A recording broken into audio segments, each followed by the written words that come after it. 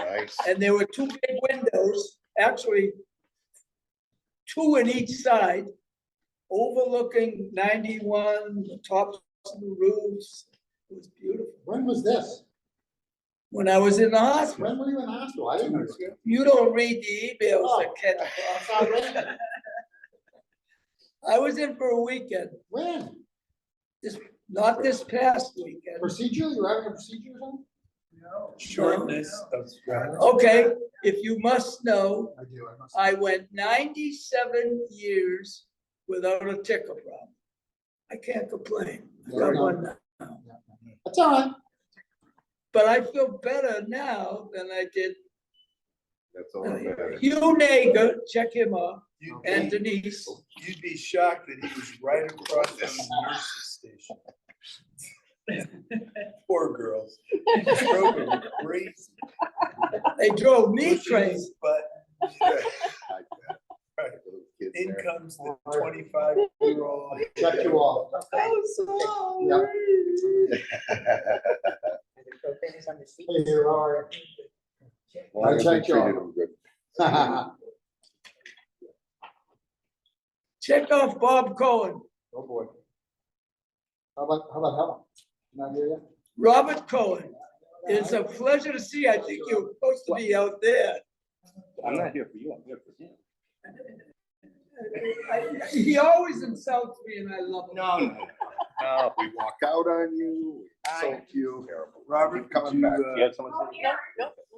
All right, Did you I want to see be my where the name? action is. Hello, when I came in, but you were Do I need to sign? just so Oh, focused. Aaron. Yes. Oh, I thought you said it.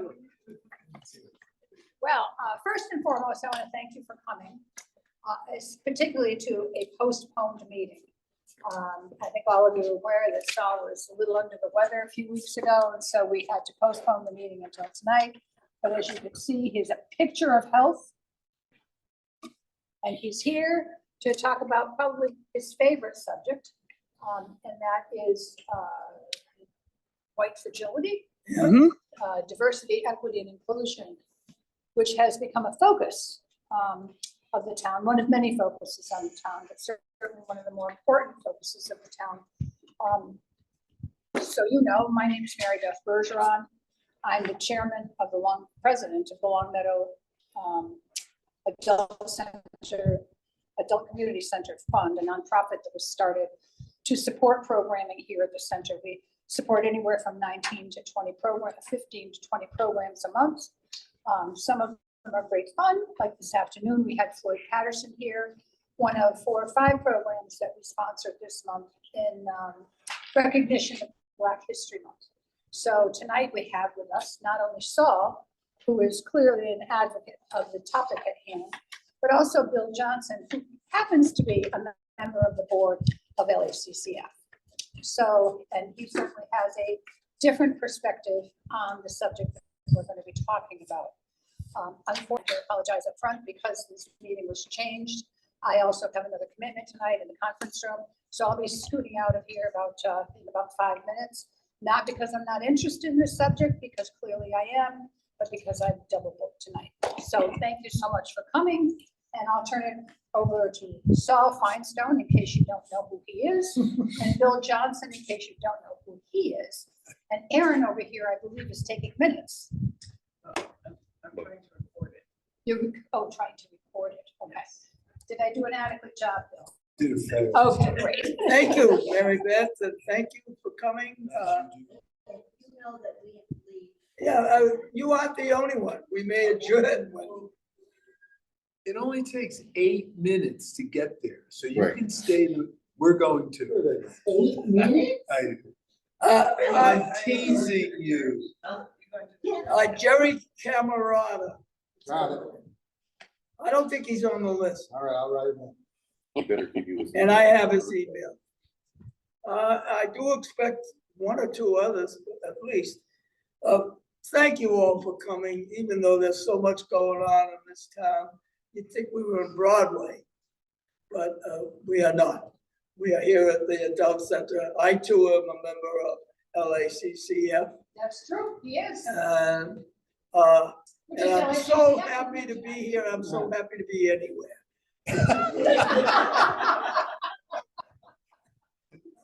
So to get started with this program, I need to tell you that I've been on a journey towards becoming an anti-racist, not just someone who says, I am not a racist. No is not enough. We need to be an anti-racist, which is positive. You're doing stuff. I won't get into that. We did have a little discussion about that earlier. But what got me started when Aaron and I and Bill first got involved with the Stand Out, Denise and you as well, for Black Lives Matter, all I was hearing was white fragility, white fragility. What the heck is white fragility? Aaron remembers, I bought the book. This is the book that got me started. Bill asked me, did I read it? I said I had to read it twice to begin with, because I didn't understand what was in the first part till after I read the whole book. I better go back. I may have read it again. I don't know. And I've read many books since. So white fragility, and we also have white privilege as the title of our topic. I'll just give a little introduction and then I'll throw it over to Bill. I'm so happy to have Bill. Some of you who have been here regularly know that Aaron is the counterpart. Aaron, not Aaron. Right. Ryan, you're Aaron. Ryan is not here. He could not attend. Terry Weiner, check her out. Okay. Got it. Nothing wrong with your eyes, Saul. Ryan could not, he was on the 13th when this was originally scheduled. He had another program downtown Springfield on another equity type thing. So he couldn't do it. So equity on, I don't know. It could be equity on gardening, for all I know. But they had a big program and he was partially responsible for it in some ballroom in Springfield. And he couldn't come. But Bill, I immediately thought of getting Bill because I know he's interested in this topic and he's not only interested, but he's had some experience with it and he's going to entertain you with some. And feel free to ask questions if you have or criticize if you think it needs criticism or if you have a different opinion. Because like in our discussion groups, we agree to disagree agreeably. So if that happens, fine. So white fragility is just what Robin DiAngelo says. Why it's so hard for white people to talk about racism.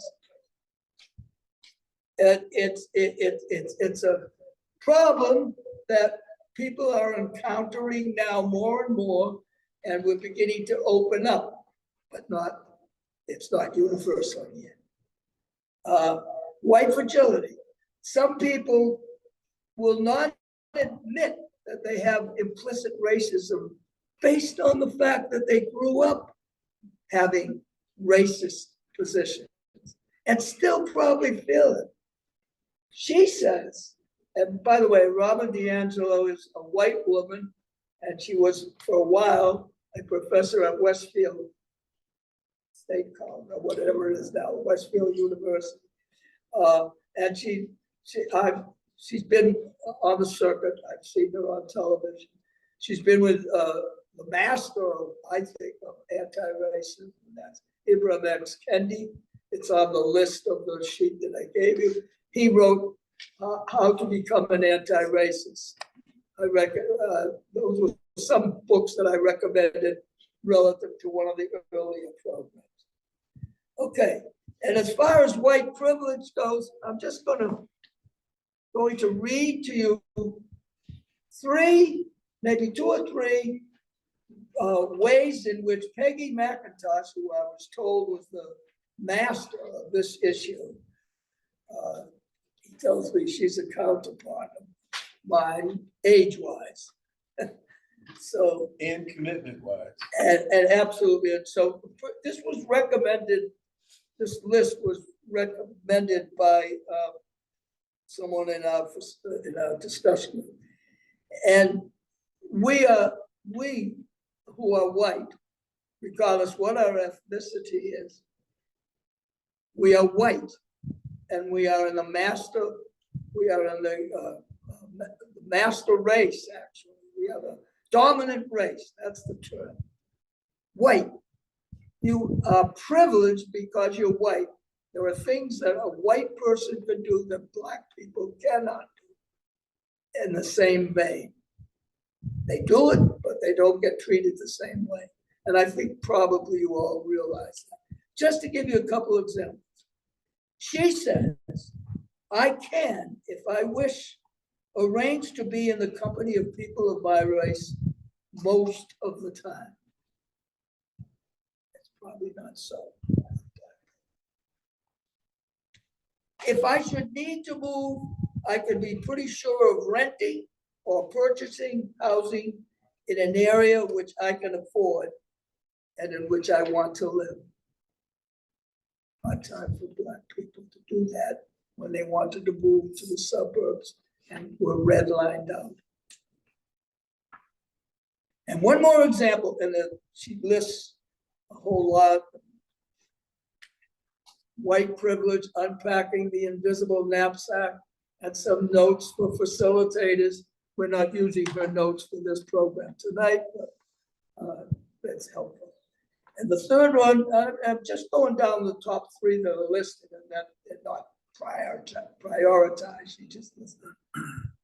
I can be pretty sure that my neighbors in such a location will be neutral or pleasant to me. Bill, carry on. She's been at Wellesley for years. Could you speak up, Bill? Oh, I'm sorry. No one ever asked me that. She's Not at, the only one in this room that needs you to she's speak up. currently at Wellesley, and she's well known. But she wrote a paper called Unpacking the Invisible Knapsack. And what Saul commented on were the top three. There are 26 issues that she talks about the difference of her colored Negro colleagues versus what she has the liberty and freedom to do. And she says it very respectfully, but she also talks about the unwillingness of males to allow for females to occupy similar spaces. And so she starts with the premise of men's reluctance and their domination of women. And then she expands that to folks of color. Very impressive. She started an organization called Seeking Educational Equity and Diversity. So she's been at Wellesley forever. No question about that. So well respected. I got started, it's a little different than Saul in that I grew up, even through adulthood, not really having a sense of my blackness. And I was born still in the Jim Crow era, but my dad and I never talked about race, ever. He graduated from an all-white high school in Washington, Pennsylvania in 1924. All-white school. He then went on to Washington and Jefferson University in 1930. So if you think about being the only one in 1924 in an all-white high school. And so what's happened for me is there's been this desire to learn more about my culture and my own background. I've hired a genealogist. I don't really know a lot about my dad's earlier life other than high school, college. Now, the hard part for me, candidly, is I read something recently by James Baldwin, who in the 60s said, if you're a Negro and you have any level of consciousness, then you must be in a constant state of rage. And so I can candidly tell you that at 77 years old and exploring what I'm exploring, I am in a constant state of resentment and rage. What's interesting about that for me is I grew up in privilege. We started out in Hartford, Connecticut, lower middle. And he sent me to boarding school, surrounded by white kids. There were 3 of us from different parts of the country going to this prep school in my class. From there to college, from there to employment. I've been the only one since I was 8 years old at the YMCA learning how to swim. Somehow that picture has eluded me, but there I was on the edge of the pool, face dripping with water. And as I looked at the picture as an adult, it started that whole recognition that I've been the only one all the time, forever. So professionally, I've always wanted to make a difference. Now, I want to make a difference in my community. Now retired somewhat, and I've designed a new program. Well, background. I was the senior advisor at Sane Investments. I came from ING, where I managed the entire financial planning platform, coast to coast. And so now I don't really want to work in an environment like a Saint Germain. I want to design a program that might, in some small way, lower the financial issues for people of color. And what I mean by that is I've created a company and we will do social security optimization. And I will be a minority business enterprise. I will be that designation from the National Minority Supplier Development Council. And once with that certification, they have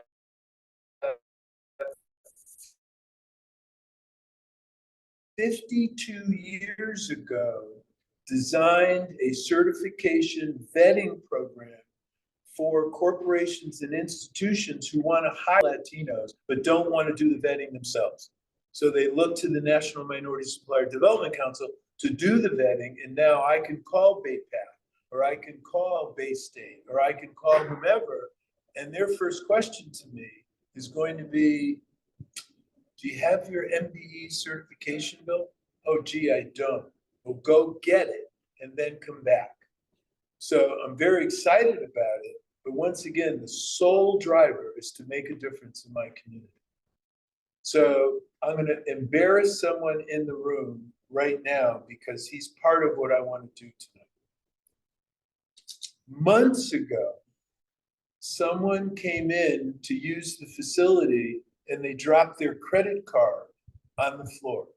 So I was, hitting the computer. I'm here. I'm going to play racquetball. Oh my God, what's that? Oh, credit card. Well, it's a Costco credit card because he had his picture on it. So Mr. Cohen was behind the counter, pretty busy. And he said, Bill, I'm a little busy. Let me have the card. I'll go find the guy. And I said, no, you're not. I'm going to find the guy and I'm going to give it to him because I wanted him to see that a black guy found money, his money, on the floor, and I didn't run off to Costco and spend it. I handed it to him. And I wanted to make that impression on him, that black people aren't necessarily gonna rob him, if you will. So I came downstairs, I gave him, I gave him the information. I found him, gave him his card. He was effusive. Thank you, Bill. Blah, blah, blah, blah, blah. This one bumps into me a couple of days later, the next day, whatever, and says, "Can I talk to you?" And I said, "Sure. What do you want to say?" He said, "Can we go into a room?" And I went, "Ooh, this is a private conversation." All right. So we get in the room and he says the following. I can't quote it, but I'm going to get real close. He said, "I went home, I thought about something and realized that I have privilege. That the mere sense of your color when you walk out your front door are facing a lot of things that I don't face every day. I take it for granted," he didn't do this part, "but I take it for granted, I'm white, I have privilege, you're black, you don't have privilege." So I looked him in the eye and I said, "Guess what? I've been on the planet 77 years, and you're the first white man that's ever said anything like that to me, not even remotely close." I was enormously impressed. And what did we do? We made the decision to go have coffee.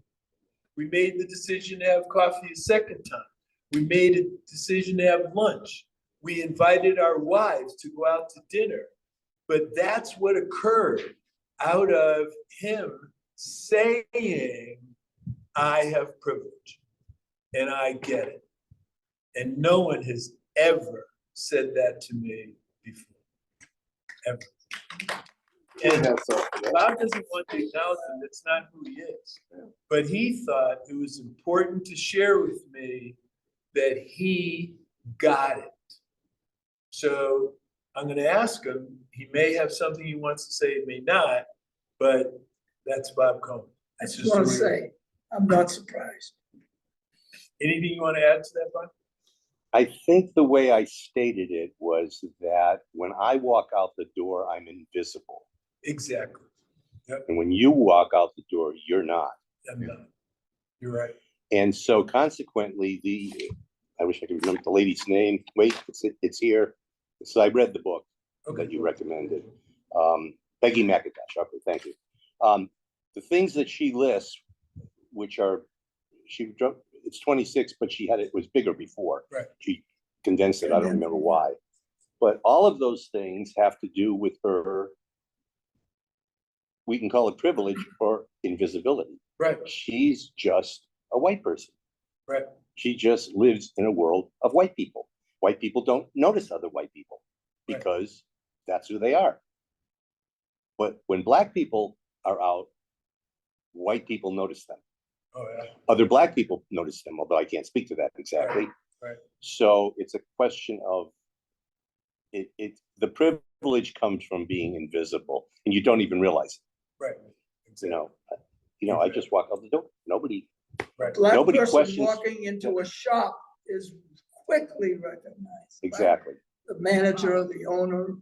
Right. Yeah. Yeah, and that That's doesn't perfect. happen to, generally speaking, does not happen to white people.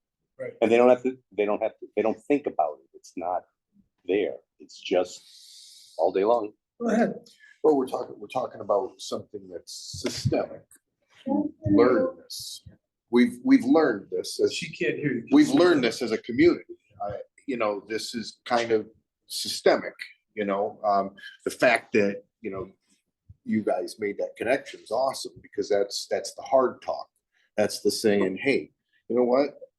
I'm accepting of, this is my place and your road is definitely a different road, but I think the whole thing has been so ingrained that, I kind of feel for you because, that when you were saying, that pent up, feelings that you have and having to go out of your way, I feel for you for that. Like it's unfortunate that you feel that way as a person, and people aren't embracing you or giving you that community feel or that camaraderie that, we're all belonging to the same planet. We're all human, and I think about that. So that was another comment that, I was thinking about, but, the white fragility, in my opinion, is more like they don't want to give up vulnerability. That's where you are having those hard talks, that vulnerability, that, hey, look at, I feel this way, but I don't always share it, that taking down your guard and, the white fragility, they just don't want to do that. We're seeing that all over the place now. It's getting really bad, very unacceptable, but I don't want to take away from your show or whatever. Is it up there? Ron? Yeah, it's okay. It's up there? All right.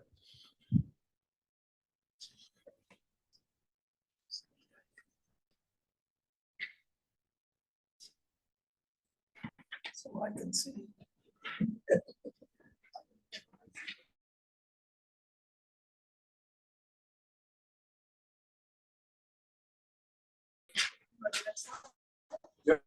Please.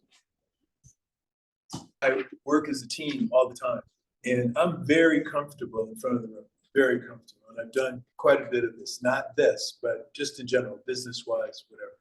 And so Aaron coached me earlier today and Who's said, Aaron? Aaron is that person right there. You can even have, in some sense, have more authentic conversations. Because they're locked up, they feel like they can say whatever the hell they want. And guards don't tend to, they're not inhibited by saying whatever the hell they want to. And so you actually get honest conversations, but not necessarily productive ones. Not necessarily similar, but yet a raw sort of honesty. So I guess I've had two weird experiences, neither of which I think are average for the average person of any color. And so I don't really know how to tell you how I've received. Because I guess I've had these weird juxtapositions. So if I'm hearing you correctly, you've mostly been comfortable in all of those conversations. Yeah. And I feel like I don't have, it's almost like I have this license to be comfortable. Right. Because of what I do. Right. I'm not sure that makes any sense, but it's kind of. But you also have an immersion factor that most people don't have.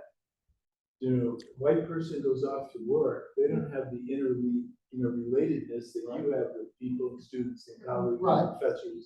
And you can openly talk about stuff and whatever. Because it's kind of my job. Yeah, right. Yeah. Kind of your job. Don't have that luxury. Right. I want to comment about something else. When I was in private practice, I was always trying to find new clients. And so there was an ironic juxtaposition. There was a Jamaican family, and one son went to Dartmouth and one son went to Williams. In my house, my son went to Dartmouth and my daughter went to Williams. So he and I kind of had this kind of affinity. One turned out to be a lawyer, and one turned out to be an orthopod. As private practice, Manchester, thriving, doing well. So I met for lunch, and he and I were having lunch, the lawyer. And I said to him, and I'm a make conversation guy before I try to put the hook, kind of thing. So I'm talking to him, and I said, so what's it like here at the Hartford? Does everyone know the Hartford? Large insurance company. He was in the law department. And I said, so what's it like at the law department? He said, well, Bill, everyone there has gone to Harvard or Yale or Princeton or whatever. And if you don't have that credential, you can't get in there. I don't care if you graduated first in your law class at UConn, you weren't getting in. You could be mediocre at Yale, but whatever. Yeah. So I said to him, so what's it like there? What's the culture like in a prestigious law firm at the Hartford? He said, well, Bill, I've learned two things. I said, what's that? He said, there are racists here at the Hartford. No question about it. And your job is to do your best to avoid them. And God forbid, they should be your boss. Because life will look like hell. Because they want to get you half. I said, all right, okay. What's the other group? He said, oh, the other group is people who are just prejudiced. And I went, what? What are you talking about? Prejudice? What's the distinction in racist prejudice? He said, racists want nothing to do with you. They don't even like you. The mere fact that you're in their presence, they don't like you. And they're gonna do anything and everything they can to make your life miserable, especially if you work for them.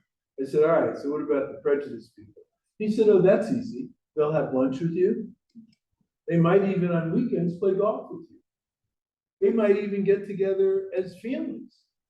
But do you know why they're gonna do that? No. He said, because you're not like the rest of them. Yeah. Imagine that. You're not like the rest of them.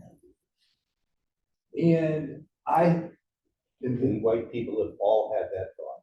yeah, Every white people Oh, on the absolutely. planet has had that thought. at one time or Absolutely. another. absolutely. And in the book, she points out about a good neighborhood. Well, what's the connotation about living in a good neighborhood? It's all white. I mean, it's not black, you know, it's not even mixed, you know, it's all white. So that really shook me when he said that you're not like the rest of them. Now, here in Long Meadow, you have black families come in and black families leave. Do you know why? Can't Any afford it. thoughts? They can't afford it. Nope. Families of color, they come to Long Meadow. I know one afford it. that he was a doc and his wife worked at Bay State. Big marketing position, ton of dough, money wasn't the issue. They left because their kids didn't get treated well at Long Meadow High School. That's great. And they went, you know what? It's not worth it to us. We can afford to go wherever we want. We're not staying here, even though the initial thrust was to be at Long Meadow High School supposedly because it's great education, it's a safe neighborhood, you know, the kids can be involved in academic stuff and sports stuff and whatever, but they were so not well received that they decided, you know what, we're gonna pack up and go. See you bye. There was a doctor in the hospital, same deal. He lived in Long Meadow, moved to Connecticut. Yes, sir.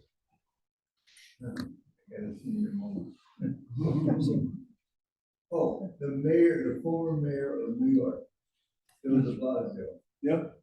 His wife is from. African American. She went to Long Meadow High School, and she wrote, and whether she wrote a book or something, Right. she said the worst time in her life was she went to Long Meadow. Mm-hmm. That's right. There you go. All right, so I'm gonna share something with you, which I never knew, and I'll bet you don't know, but you can go online and look up blacks at Long Meadow High School. And in the privacy of not having to say their name, they tell you what it was like at Long Meadow High School. Now, that's blacks at Princeton, blacks at Harvard, it's national.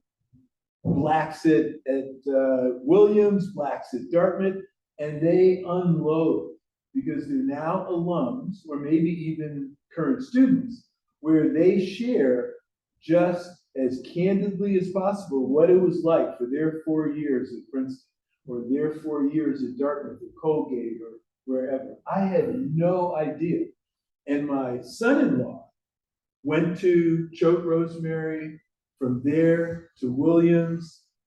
Now he's the dean of students at Choate Rosemary. And he said, he's such a nice young man. We love him to death, right, Aaron? He said, Mr. J, you would have no idea. Just Google it. Just Google it. And these kids are somewhat raw from, you know, what the environment was like for them. And they tried to stick together for the comfort, but it was a very bad experience. And that's the price they had to pay to get that education that mom and dad could afford, and or if they weren't scholarship kids and, you know, whatever, or maybe some. But I have a buddy. I would actually start to think of him as a friend who is a retired orthopedic surgeon. And he called me up and said, there's this great place in Florence. They're doing this wonderful presentation on women in medicine. And I went, excuse me, Black women in medicine. And I thought, well, he was nice enough to invite me, why don't I go? So I went, and we were both surprised. The place was packed. Packed. It's a church. It's an old, funky church in, what's the town right next to Northampton? Florence. Florence. Yeah, Florence. And it's called the Zook or something, and they do wonderful programming. And so I went, and I'm watching these 4 women, all docs, and I'm glued to the screen that they were using. And all of them told these stories about what it was like to be a Black physician today and how uncomfortable it was for them.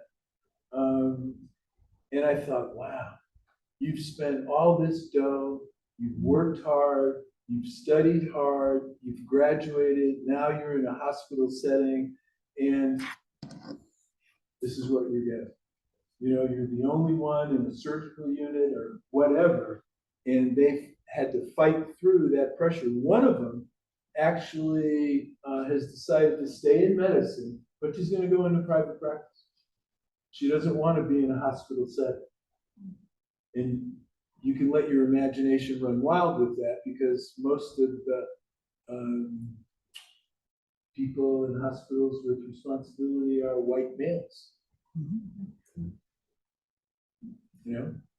So when I read Fragility, it was kind of a springboard for me. And now I have stacks of books that I've read by Black authors. And I hadn't done that prior. This is now a pursuit of mine, kind of. So, and I love your comment. So I talked to one of the people who decided to leave, and what he said to me was, listen, Bill, my realtor told me that in order to sell my house reasonably quickly, I had to take down every indication of Blackness. No photographs, no art, nothing. Now, help me understand what the presence of artwork on the wall would diminish the quality of this house. But I mean, what is it? The smell is, corn, I can't think of a black meal that I'm forgetting right Okra. now. Ooh, this must be a Black house. You can smell the, water stuff, And in order to Chitlins. sell the house, they had to take everything down, everything. So there was no indication that Black people occupied that house. That actually, Excuse me? was that actually good advice? Yeah, oh, absolutely. They wanted a better price for the Absolutely. house, yeah. That's been depicted in some television or movie where that happened in the show. I mean, Right. It's a thing. Yeah, it's a thing. I live on Laurel Street. You know Laurel? Everybody Okay. knows Laura. I live close to Laurel, where Converse is, where the condos are. Used to be a school, right? I have a guy across, I've been there 14 years. And as you can tell from a personality standpoint, I'm a little hard to avoid. But he's diagonally across. He grew up in that house. I've been there 14 years. We cut grass. He cuts grass. He does it so that he can smoke his cigar because his wife won't let him, I assume. And he's out there. And I made the mistake of,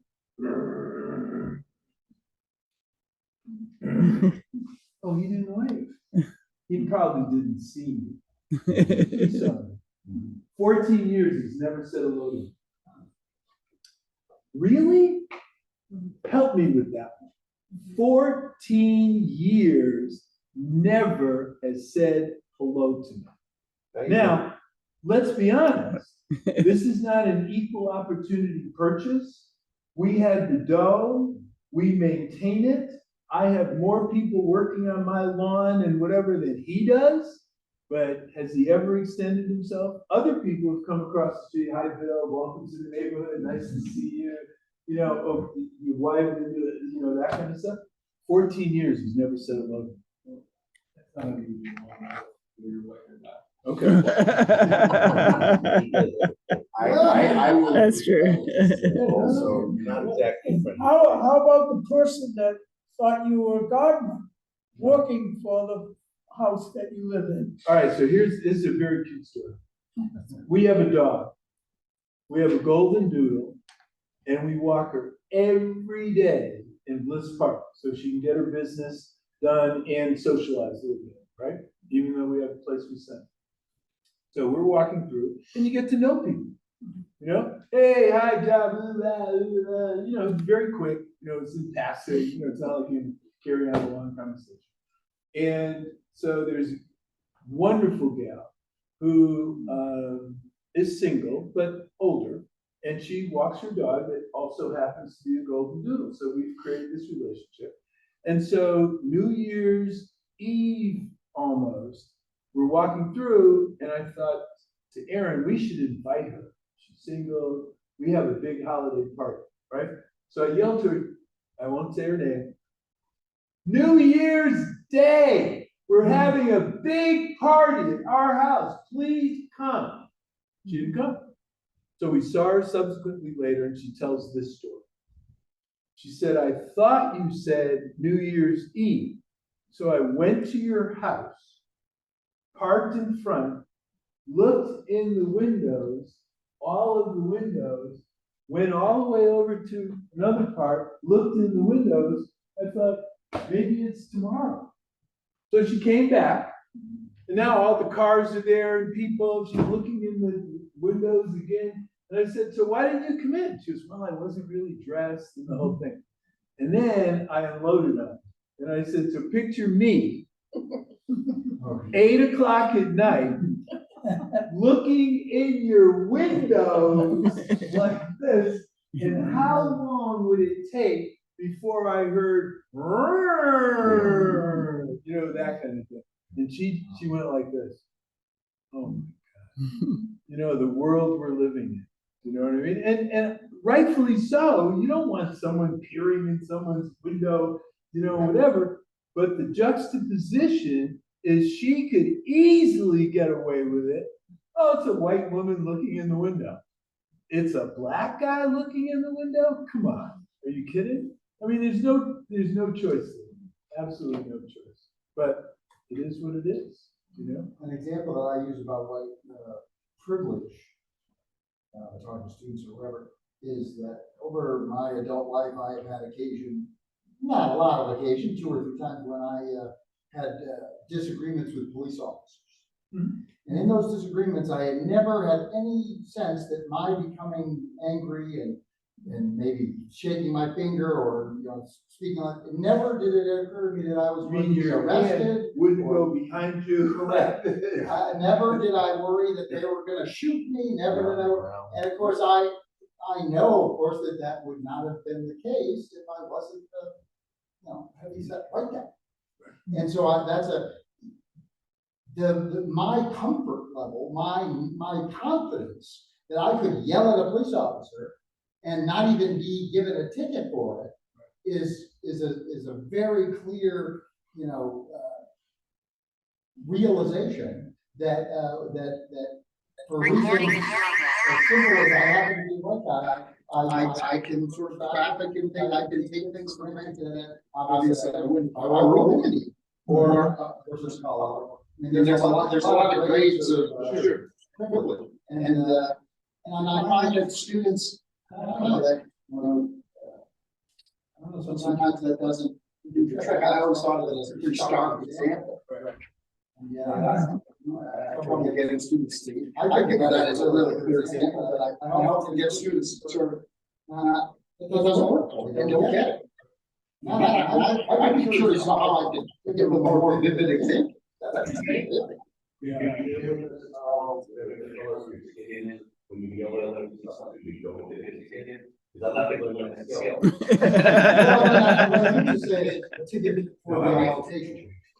Right.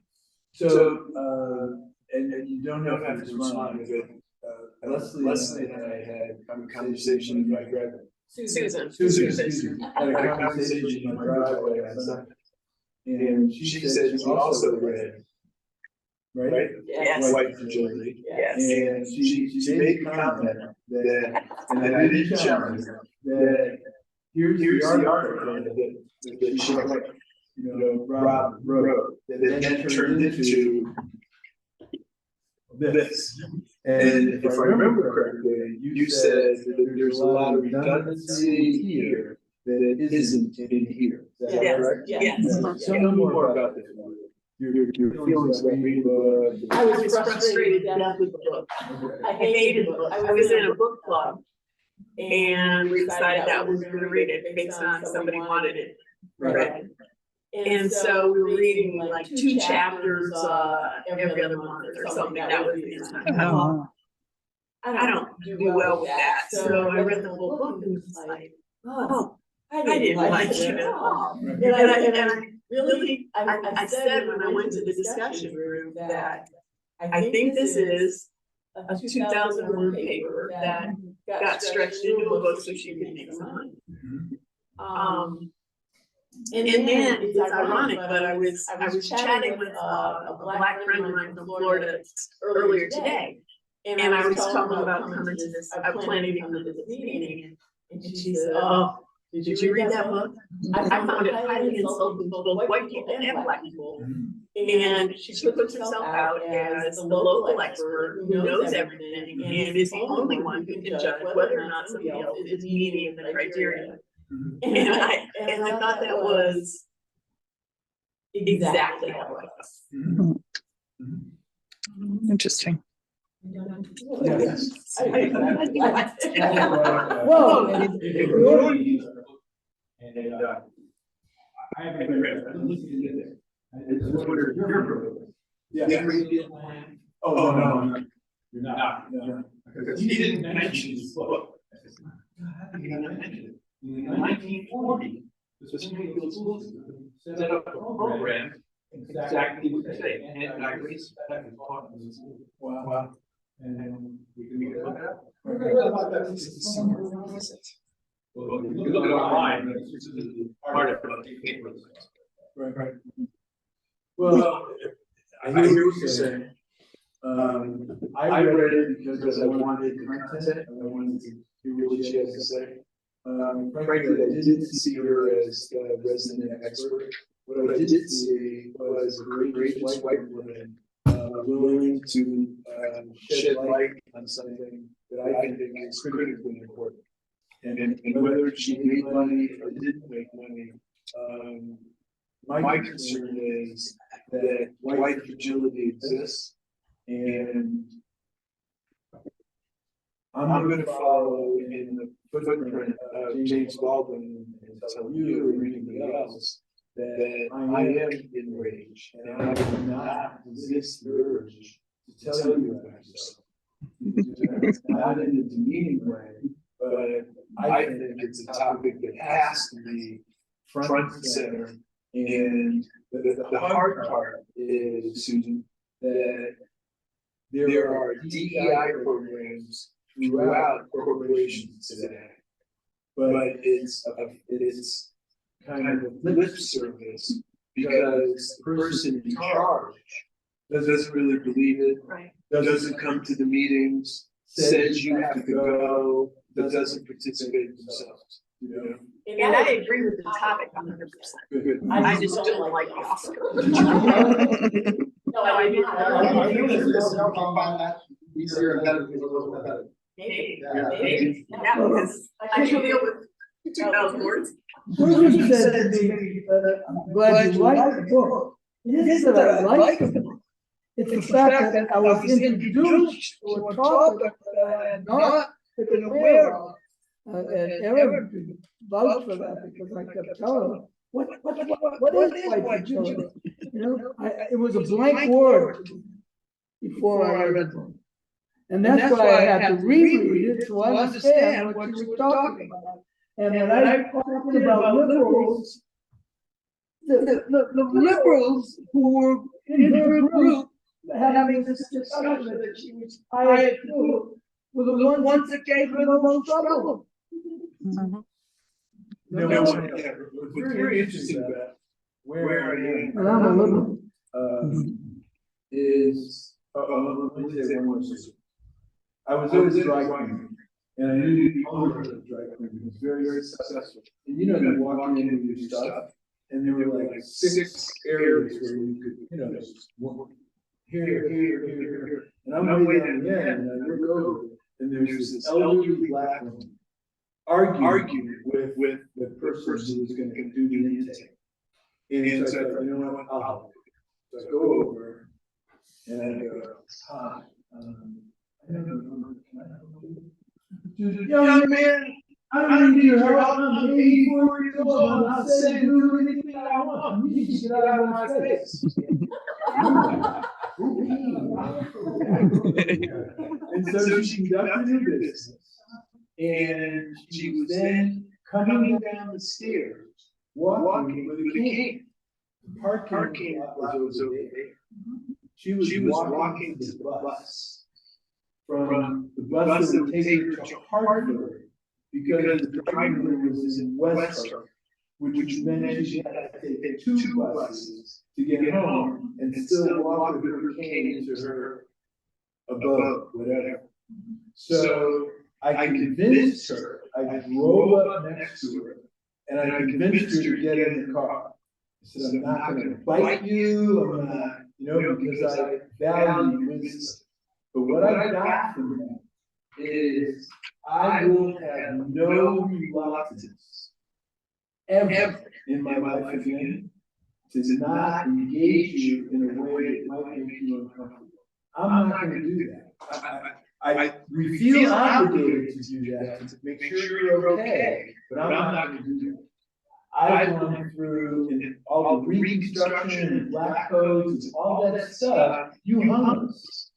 And you did brutal stuff to us. And you want me to coddle you in a conversation? I'm not gonna do it. I'm not gonna do it. And I can tell you that a lot of black people feel the same way. You know, it's not our position to make your life comfortable when you did what you did to us. You know, so I get that. I get that you do that. And maybe it's because we want to keep our job or we want to whatever. But I picture Robin and her black counterpart, male or female, and the black counterpart is uncomfortable as can be, but does the same and goes along with the program. So, like you, I think white fragility is a real thing, and that you do get uncomfortable. I mean, if that didn't exist, what does Ron DeSantis do in Florida? Are you kidding me? Stripping libraries and books and taking all that so that moms would live. Yeah, right.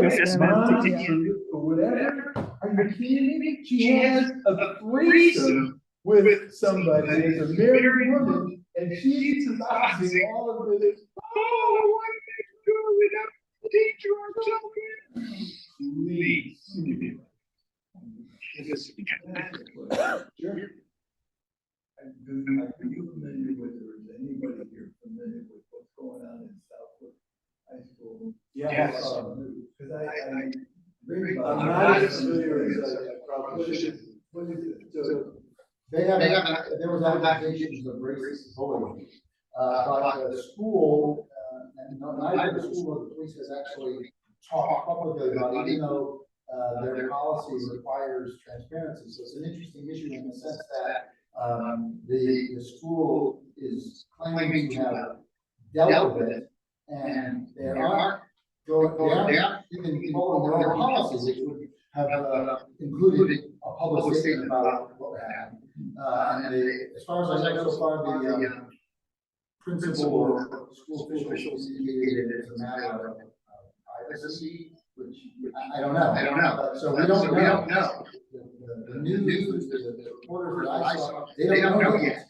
what the details are. They know that there's an accusation, they talk, I guess, they work out the family of the victim. But there has not been any, as far as I know to date, there has not yet been, another public statement from the victim was invited to speak to the school committee. And listen to their side. And when she came away from the meeting, she wrote a statement for the news that she was left stuff on. She didn't know anyone was going to do that. I mean, she went in, right? So they was a talking circle. Well, they were making a claim that there was some privacy issue. They couldn't talk about the incident. Now, that's the problem with that, is obviously there are privacy laws, but the policy that they literally have in their school manual indicates that there would be public comment, there would be transparency in how these types of incidents are dealt with, and there hasn't been. So that's where we're at in terms of public comment, as far as that. Yeah, the interesting part for me is in reading the book and also rereading her paper is that she's convinced that if you live on that and you're white, you're insulated. So why talk about race? That's their problem, not our problem. So it isn't talked about, it's not shared over dinner, it's, you know, do you have any black kids in your class? Oh, invite them over, or, you know, I mean, none of that, but what I'm saying is that there's a feeling, I mean, Bob alluded to it, that he walks out the front door and feels invisible. You know, it's just, I'm going to Big Y and, you know, blah, blah, blah. I go to Big Y, and I'm not kidding, and I'm very comfortable as a chameleon. You know, I can do about my business and feel pretty comfortable because I feel skilled there. Oh, let me just add one more thing. Black people have said to me over and over and over, why didn't you send your kids to an HBCU? Why didn't you go to Howard? Why didn't you go to wherever? Spelman, Morehouse, you know? I said because we are not the majority culture. You are. So I want them in school settings where they can learn to be comfortable with you guys. They have the black part down. They don't need schooling as a black. They can. I just want them to negotiate and be competitive, and that's what I want them to do. And my daughter, I'll never forget, was offered a $60,000 scholarship, $15,000 a year for 4 years in 2001. And I said, I'm not going to take the money because I want you to go to the best school you qualified for. What I didn't tell her is I wanted you to be exposed to as many white people as possible so that you could feel comfortable. I didn't say that to her, but she's very good at that. She's very good. I think we're running over a little on time. Oh, no, she's really good. She's really good. Oh, yeah. Do you still want to hear about some of our experiences? Sure. Okay. Yeah, what you're saying is really thought-provoking. In so many ways that are somewhat new to me. One of the things is I was in that emergency room with a hernia that had popped out in 2020. I was really uncomfortable. There were some black people sitting next to me, and they were really, really loud. And I was in pain. I couldn't take it. So I moved on the other side of the room, and I thought, oh my God, what did I just convey? And it was about their noise, not about their color. In that situation, but another thing you said was really thought-provoking. I doubt if this theory has been tested, but I wonder if, say, middle class or lower class white women who live in white neighborhoods might have more empathy with your situation as a black person Mhm. by virtue of anti-feminism. Mhm. Like, when I was in college, men would say to me, "You're not like the others." And I thought, so what's wrong with the others, you know? And, you know, so there's that thing where white men don't really consider regular women as being equal to them either. That's my experience. But I want to tell you also that people that know me are tired of hearing this, but I lived most of my life in San Diego, grew up in Springfield, moved to San Diego, which is a very mixed culture, not only with black and a lot of Latinos and people from other parts of the world. And so I was wondering what you think about the fact that because it's sort of a trap, because white people, among other living with white people, I really don't like it here because it's so monochromatic, culturally speaking too. But do you think that those people who live in a much more integrated city do better? Because I don't remember feeling, you know, I had friends who were black people, and I don't remember any discomfort in San Diego. Mhm. Mhm. Just a question, you know? Does it reflect with the whiteness of the community? I think it would be hard for a person of color to be in a mixed environment and not feel more comfortable than growing up in an all-white community. I get it. Remember, you're not like the rest of them.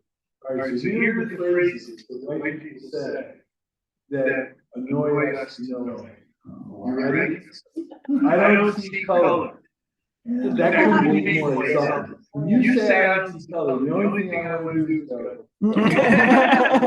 Robert Kraft said Do that. I look invisible? I have never heard anyone say that, but it must be true because. Robert Kraft said that recently. Yeah, The next one is just a joke. Oh, Yeah. Just a joke.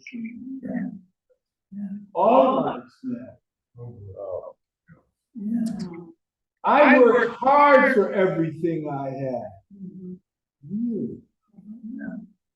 And to go with that, which is not part of this list, is all you people have to do is pull yourself up by your bootstraps. Really? I'm not racist. I have black friends. That's so ghetto. You're my absolute favorite. You're so articulate. So when he's like, yeah, what's up, brother? How you doing? You're so articulate. I'm colorblind when it comes to hiring. No, you're not. No, you're not. Just that simple. The thing that annoys me the most, and I know black people will eviscerate, is all of the African names that make their children stand out. Shaniqua, Taekwondo, whatever. If you're gonna do resume, this is Bill. You want to get in and do this, and get this, you know, how about Mary Chicago? You know what I mean? Take that African one and move it to the middle. I'm colorblind. This neighborhood has really gone downhill. Oh boy. I don't have a racist bone in my body. Really? Yeah. Why do they have to make everything about race? Give us a couple of $1 trillion, maybe we'll forget that. You're not like the other people. Now, I'll tell you one that's really cute. I know we're running out of time. I'm in a barber shop, all black barber shop. There's 4 barbers and chairs over here waiting for who's next. You know, I have an appointment. And this is at St. Germain, this monogram, bow tie, Harris tweed jacket was the uniform, right? So I'm there with this, investment news of this high. So you can see investment news. You couldn't see me because I'm behind here, but he knew I was black. So this young man walks up to me and he says, "Excuse me, brother." And the paper comes down. Can you help me? Yeah, my man, I've seen you a few times. What do you do? Now, he's not sophisticated enough for me to tell him about investments or critical cash flow or retirement planning or education funding. I said, Father, I tell white people what to do with their money. And this is his response. No, you don't. You don't do that. And he turns and looks at the barbers, and they all go, yes, he does. He's been on television. He's been in the newspaper. He's been on billboards. That's what he does. And he looked down at me and shaking his head like his cognitive dissonance for him was there was no way a black man was telling a white person what to do. We have a lot of those. It's not about race, it's about poverty. Dismissing the possibility that white people are in poverty. That's reverse racism. We're all part of the human race. Language is powerful.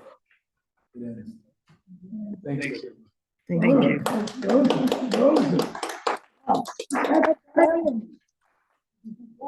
Here, it's in the literature too. It's in the literature. You're so.